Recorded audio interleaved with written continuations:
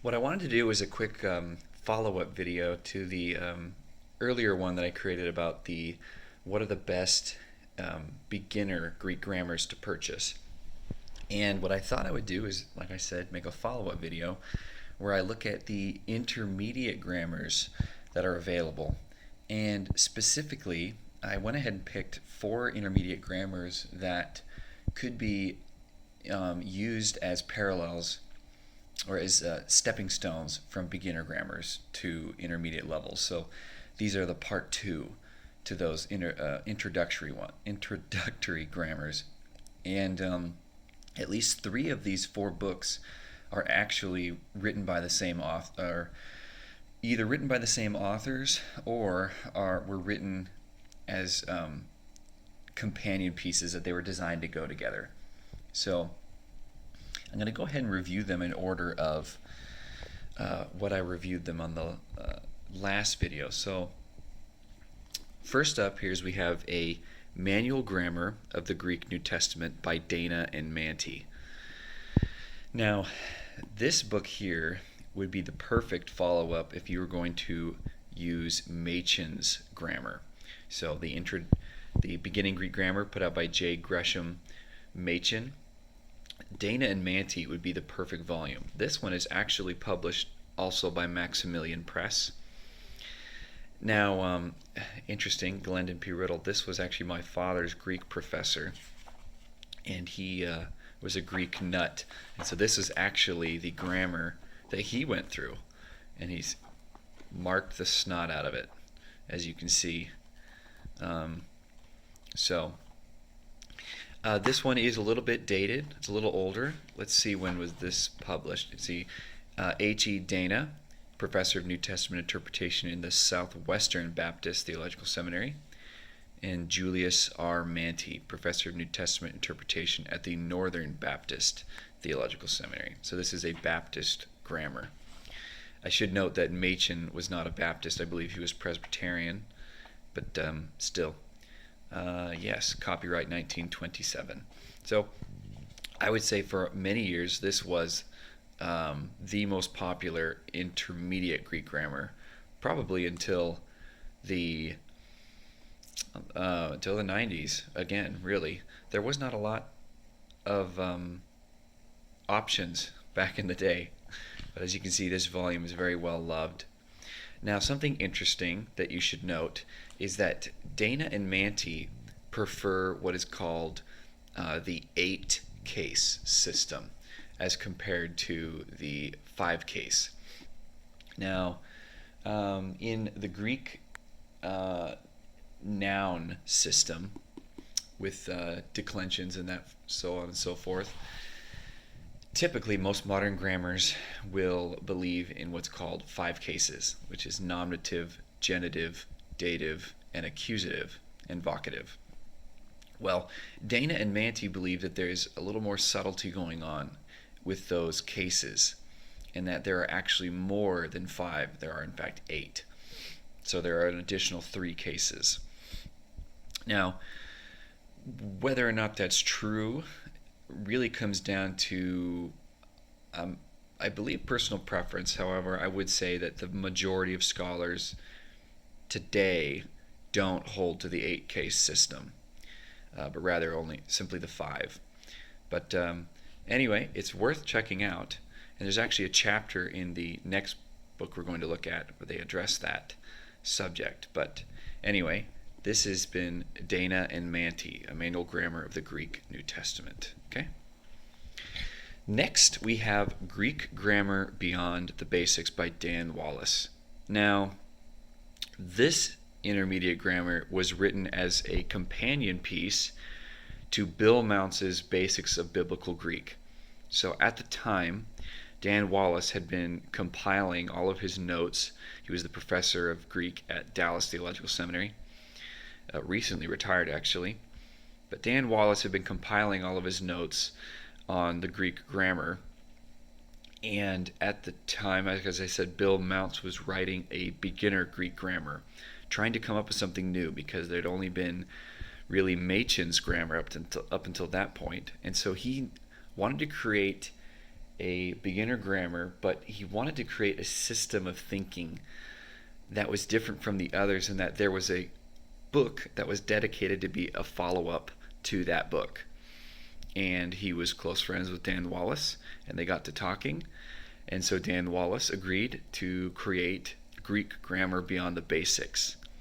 Now this book, it's so, I cannot state how influential this book has been on the grammar world. In fact, I would say that this right here is probably the most widely used, one of the most widely used sources of expertise, I would say, in Greek grammar. You see, the thing about this grammar is, this is my opinion, I think it's actually an advanced Greek grammar that's masquerading as an intermediate grammar. Here's what I mean. Just look at this, for example. This is Dana and Manty's, and this is Wallace's. Okay? This thing is intense. And I'm really proud of this. My dad was able to get a signed copy. So he went and, again, his professor, Glenn Riddle, who owned this book, was actually friends with Dan Wallace and got him to sign it for my dad. And my dad always thought it was funny. Dan Wallace signed it with the Apocrypha, a quote from Sirach 4:28. And it's actually a good quote. It says, "Fight to the death for truth, and the Lord your God will do battle for you." I actually really like that. It's my favorite verse that's not in the Bible. Anyway, so Greek Grammar Beyond the Basics. This is, as I was saying before, this is an extremely good grammar to use as a reference. And I really, really, really recommend that you get this grammar. In fact, of all the grammars I'm recommending, if you only had to pick one, it would be this one. And the reason is simply because of its authority and clarity and influence. I really recommend that you get this one. Now, like I said, it is, in my opinion, an advanced Greek grammar masquerading as a intermediate grammar. It just has so much information that I don't really see the average student being able to cover this entire book in a semester. I don't know. I've never gone to seminary, so maybe it's possible. I'm just not sure that it's doable. But anyway, it's a great grammar. I really recommend it. And actually, there's a comprehensive article in here if you are interested. Remember how I mentioned that Dana and Manty advocate for the 8-case system?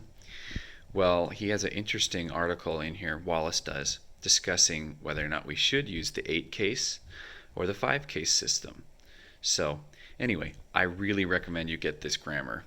And again, this is the volume that complements best with Basics of Biblical Greek by Bill Mounts, which was funny, ironic to think that the beginning grammar that I'm the least familiar with is Mounts's, but the intermediate grammar I'm the most familiar with is Wallace's. So I just thought that was funny. Next up, we have It's Still Greek to Me by David Allen Black. Now this one, this isn't the cover. The cover, I got this used at a bookstore and it was already half ripped.